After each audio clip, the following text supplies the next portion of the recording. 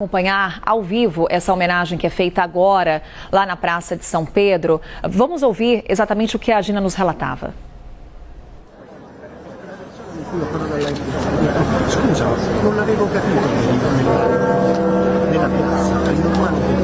Gina destaca pausadamente. Esse que é o momento de homenagem ao Papa que nos deixou nessa segunda-feira.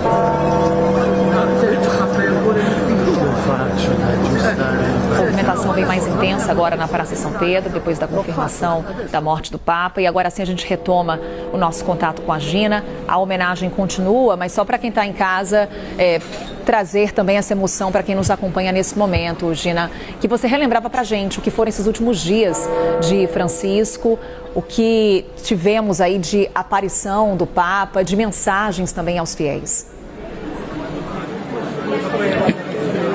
Exato, Carol. Olha, a gente dizia aqui na sala de imprensa, pare esse Papa, ninguém para este Papa.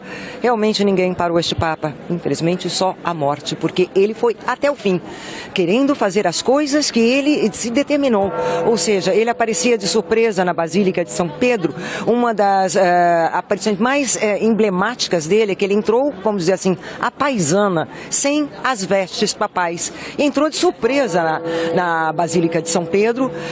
Havia alguns fiéis lá dentro e as pessoas filmaram assim, dizendo, não é possível esse Papa. Sim, ele não tinha medo de mostrar a sua fragilidade, a sua humanidade. Esse aspecto do Papa marcou muito em várias questões do pontificado dele, sabe? Este assumir a fragilidade, não é? E ontem, por exemplo, todos estavam aguardando a celebração no Urbi et Orbi, que só o Papa pode fazer, ou seja, essa bênção Urbi et Orbi, que significa para a cidade Roma e para o mundo, só o Papa pode dar. Então, muitos aguardavam isso porque ele já havia comunicado à sala de imprensa do Vaticano que ele queria estar presente.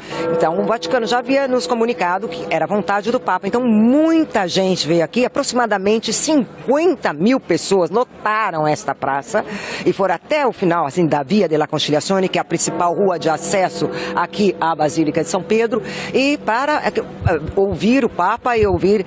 E aí ele deu com uma voz bastante rouca, uma voz cansada, ele chegou a dar feliz Páscoa a todos e apresentou o arcebispo Diogo Ravelli, que é o mestre de cerimônias litúrgicas do Vaticano, que leu a mensagem do Papa. A mensagem do Papa foi o retrato do Papa. Ela pegou não só no aspecto religioso, porque este ano a Páscoa é celebrada no mesmo dia que os católicos e os ortodoxos, mas ele não pegou só no aspecto religioso da ressurreição de Cristo. A mensagem do Papa foi social e também política, porque ele deu um puxão de orelha nos políticos. Ele várias vezes deu puxão de orelhas, tipo, acordem, essa sociedade não pode ir para esse caminho, né? Essa sociedade tem que olhar para os mais pobres, sim, tem que acolher os marginalizados, né? E os imigrantes. Quer dizer, essa foi uma mensagem dele contínua, não é? Ele sempre salientou isso, ele sempre enfatizou esses aspectos sociais, né? Da necessidade da igreja estar próxima ao fiel. Essa é uma outra característica do Papa Francisco. Não é uma característica de todos os papas, mas ele sim.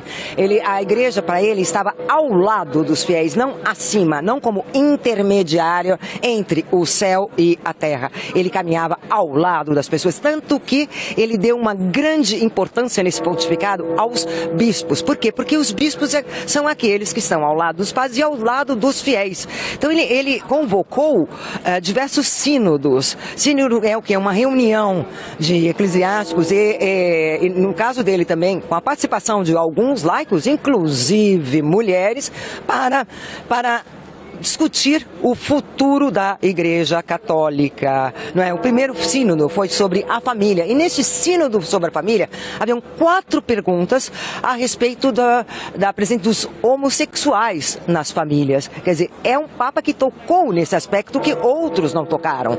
Não é? Era um tema que os outros papas não vamos colocar assim, ousavam tocar. E ele tocou. Ele não deixou pedra sobre pedra.